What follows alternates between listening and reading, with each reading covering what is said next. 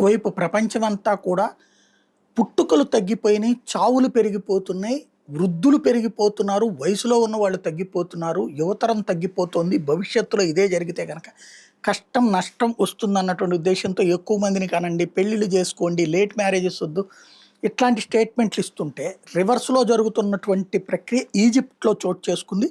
Egypt ప్రభుత్వం 1.5% birth రేట్‌కి మించి ఉండకూడదని ప్రకటించింది అధికారికంగా.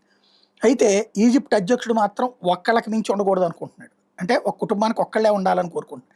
రీజన్ ఏంటి అంటే నీళ్లు లేవు అక్కడ. భూగర్భ జలాల్ని భారీగా వాడి అక్కడ ప్రజలకు ఇప్పటిదాకా నీళ్ళు ఇచ్చారు. భూగర్భ జలాలు అడుగంటిపోయినాయి. విపరీతమైన నీటి కొరత ఉంది.